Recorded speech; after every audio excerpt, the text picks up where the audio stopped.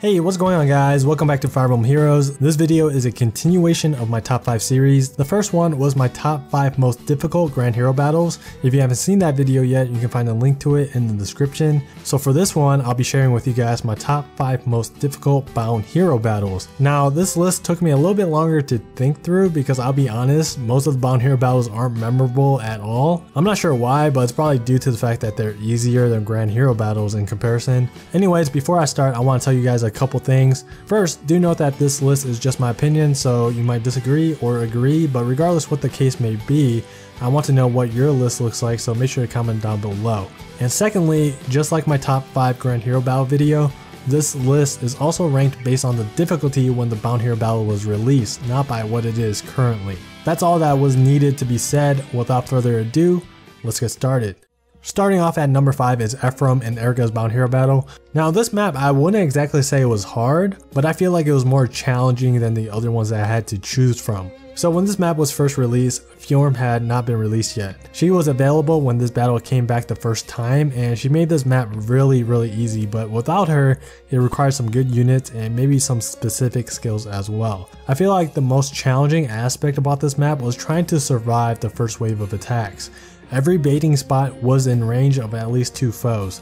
Units at the bottom center are dealing with 3 foes. They're in range of the green mage cavalier, dagger infantry, and either the sword cavalier or the blue mage. I think the best spot to bait from was the top right because you only needed to deal with 2 foes, but you did kind of need a green mage or a colorless unit with high resistance because those 2 mages are equipped with blade tomes and they hit really hard. Somebody with green tome breaker would have made baiting easier, but if you didn't have green tome breaker fodder, then it becomes a little bit more difficult. Anyways, if you bait and kill one of the mages, then the second one comes and most likely kills your unit, so the best way to go about it, at least for me, was to just bait and survive. Don't worry about 1 round KOing anything. The issue with that though is here comes Ephraim with pivot. You guys know Ephraim, he likes to get in there and fight. He's decked out with Moonbow, all charged up with 58 attack, which was pretty high during that time. So after that, you have to deal with him, all these range foes, and these cavaliers. Depending on how your AI reacted, you might have had to deal with Erika as well. You really had to manipulate the AI to have an easy time on this map. Otherwise, you needed a decently trained up team. At number 4, I have Takumi and Honoka. So this map was challenging because of the layout and the foes present on the map. This map doesn't give that much room for the player to move around, so you really had to manipulate and split the enemy team up. Otherwise, you can be put in a bad situation. Baiting can also be quite difficult on this map. If you tried to bait on the left side and aggro the blue mage, then your unit will get severely chipped because the blue mage has poison strike.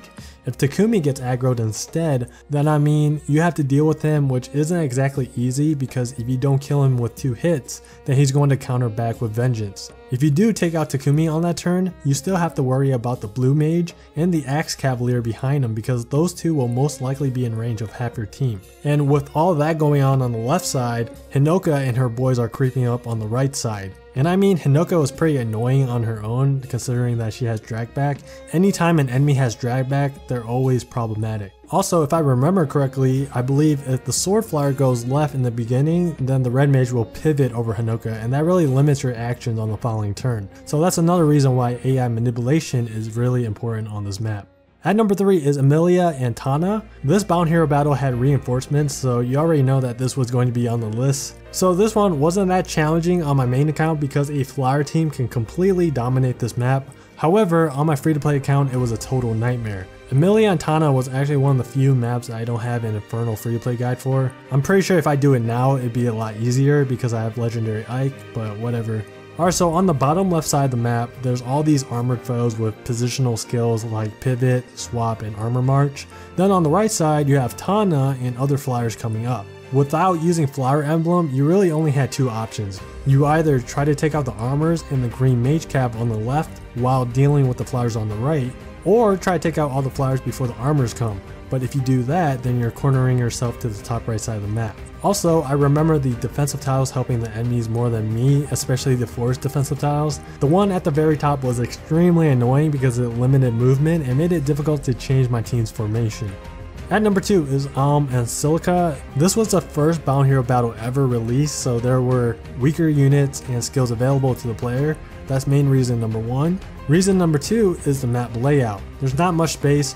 only 2 rows are given to the players. Well, actually, you can't even use most of the available space on the player side because the upper parts are in the foe's attack range.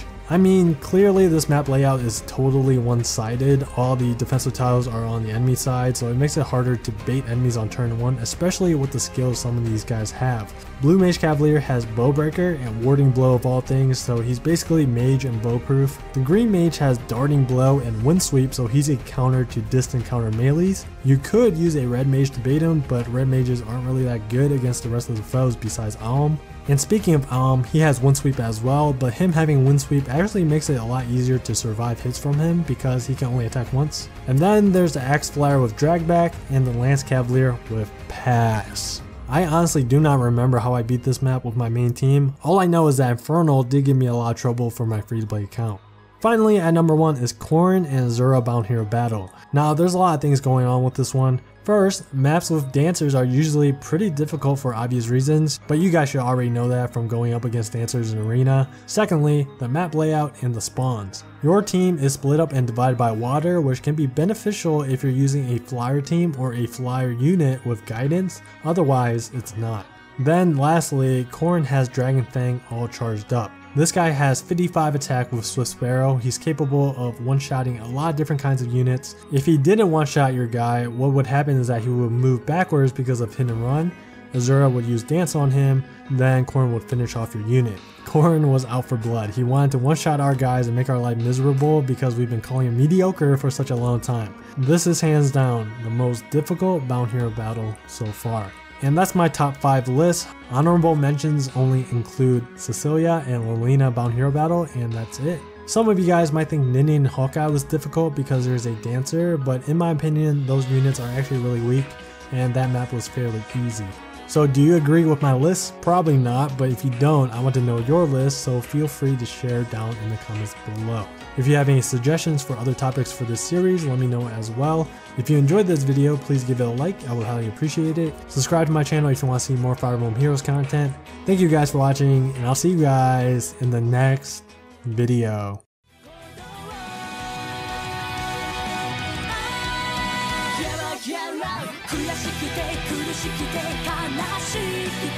Shout for you, 寂しくて恋しくて叫び